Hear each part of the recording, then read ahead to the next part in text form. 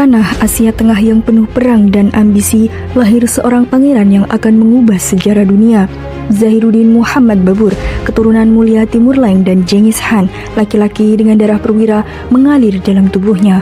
Namun, perjuangan di Asia Tengah penuh cobaan, kekalahan demi kekalahan membuatnya terusir dari tanah airnya. Dengan tekad yang tak tergoyahkan, Babur mengambil keputusan bijak, mengalihkan ekspansi ke tanah India yang penuh potensi. Tahun 1526, pertempuran Panipat menjadi momen epik. Babur dengan taktik jenial mengalahkan pasukan Sultan Ibrahim Lodi yang jauh lebih besar.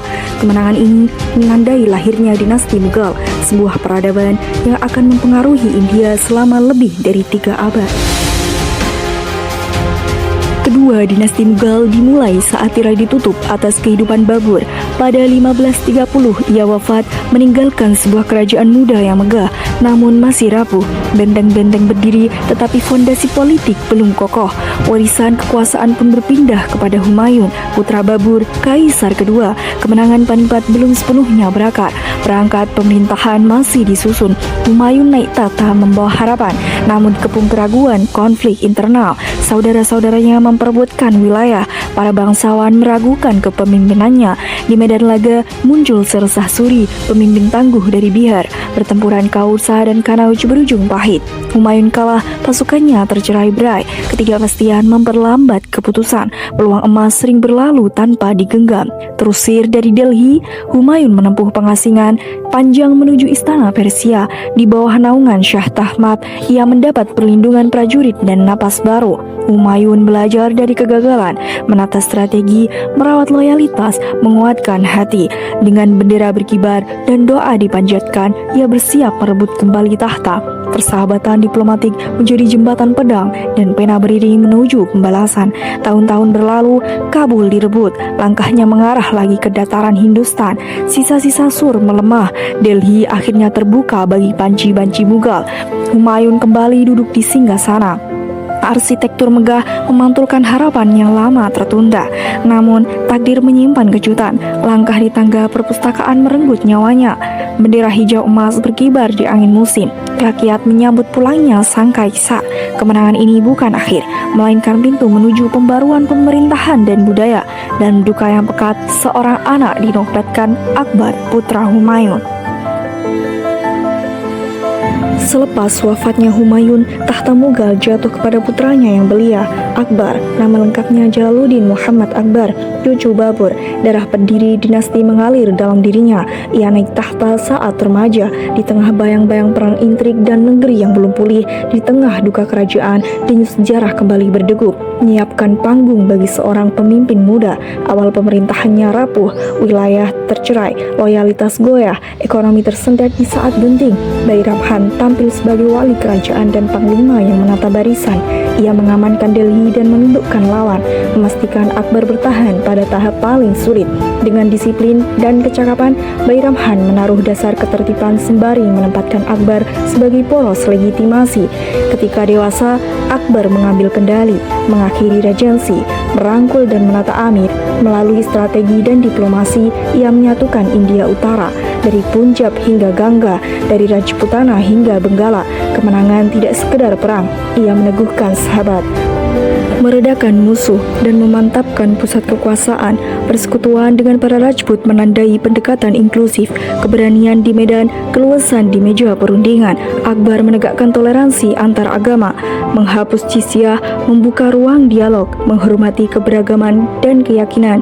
Ia mereformasi pajak tanah dengan sistem dahsala, memperbaiki administrasi, menata birokrasi berbasis merit dan catatan.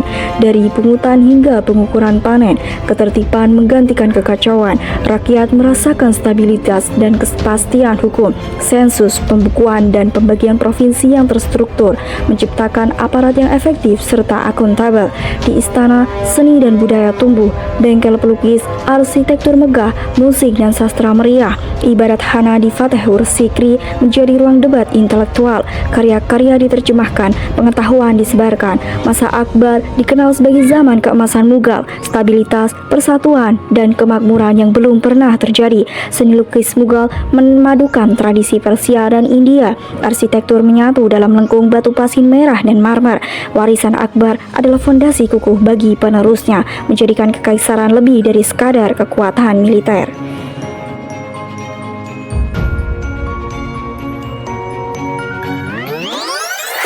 1605 Akbar wafat. Lahir masa awal kejayaan Mughal, stabil, toleran, kuat dari kejayaannya. Bayang-bayang Jagir naik tahta mewarisi kekaisaran makmur, fokus bergeser istana, seni budaya bukan ekspansi militer. Lukisan miniatur mekar, detail halus, warna kaya. Persia, Hindia berbatu sastra, kitab Tusuki, Jahangiri merekam batin sang raja. Namun, pengaruh kuat Nur Jahan mengubah dinamika istana, istri koalisi. Persaingan menantang stabilitas politik, keindahan bersemi, kuasaan bergejolak warisan. Jahangir seni gemilang tengah badai bab penting sejarah Mughal. Tahun 1627 Jahangir wafat. Shah Jahan naik tahta kelahiran puncak kemegahan Mughal. Taj Mahal Mahajarya, marmer putih simbol kejayaan seni sekaligus lambang cinta pada Mustazan Mahal. Benteng merah dan masjid jamak menegaskan ambisi urban, simetri tegas lengku, berornamen ruang monumental istana berkilang kain susta menghias tarian dan musik patrias seni melimpah di bawah Jahan. Namun proyek besar dan hidup mewah menekan kas, biaya membengkak, pendapat tak sejalan di balik kemegahan fondasi ekonomi. Melemah stabilitas jangka panjang, perlahan rapuh pelajaran era Shah Jahan, seni kuasa dan biayanya. Setelah kemegahan Shah Jahan meredup, dinasti Mughal memasuki babak baru. Putranya Aurangzeb naik ke tahta melalui konflik pahit di dalam keluarga istana. Perebutan kekuasaan memecah darah daging, saudara melawan saudara, koalisi berubah dan istana bergetar. Dari kekacauan itu, Aurangzeb muncul sebagai pemenang, menguasai Delhi dan memegang kendali. Sebagai putra Shah Jahan, ia berbeda dari para pendahulunya, tegas, religius, hidup sederhana.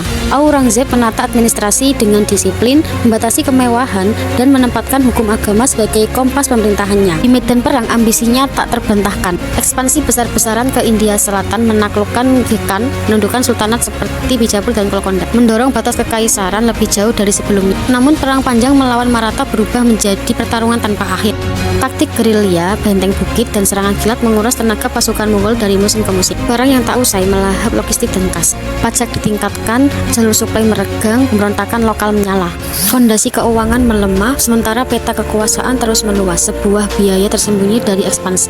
Meski perdagangan dan bengkel-bengkel kerajaan tetap hidup, pendapatan dialihkan ke perang. Garnison, pengapungan, dan logistik menyedot kekayaan yang sebelumnya menopang seni dan pembangunan. Dalam urusan agama, Aurangzeb lebih ketat, kebijakan toleransi dikendurkan, pajak jizya diberlakukan kembali. Keputusan ini memicu ketegangan sosial dan memperlemah persatuan di wilayah Mughal. Di berbagai provinsi, kecurigaan tumbuh. Sebagian bangsawan, komunitas, dan kerajaan lokal merapatkan barisan, menentang pusat. Stabilitas tampak megah di puncak, rapuh di akar. Di istana, kemewahan dipangkas, di birokrasi, disiplin ditajamkan, namun pengawasan jarak jauh melemahkan efektivitas pejabat di provinsi, membuka ruang korupsi dan ketidakpatuhan. Ironisnya, pada masa Aurangzeb, wilayah Mughal mencapai titik terluat. Namun, di balik peta yang membesar, kelemahan struktural menganga, biaya, lahan, dan jurang kepercayaan. Ketika Aurangzeb wafat pada tahun 1707, tidak ada penerus sekuat dirinya. Kebijakan keras, perang berkepanjangan, dan tekanan ekonomi menandai awal kemunduran dinasti, sebuah warisan sebesar sekaligus rapuh. Runtuhnya Kekaisaran Mughal. Setelah kematian Aurangzeb, Kekaisaran Mughal mulai hancur. Penguasa yang lemah, pertikaian istana, dan hilangnya provinsi-provinsi mempercepat kemunduran tersebut. Pada tahun 1739, Nadir Shah menyerbu Delhi. Pembantaian, penjarahan, dan hilangnya harta kekaisaran seperti tahta merak menghancurkan wibawa Mughal. Kekosongan kekuasaan pun terjadi. East India Company berekspansi melalui diplomasi dan perang. Kemudian kekaisaran Mughal hanya menjadi simbol tanpa otoritas nyata. Pada tahun 1857, para pemberontak merebut Delhi di bawah pimpinan Bahadur Shah Zafar.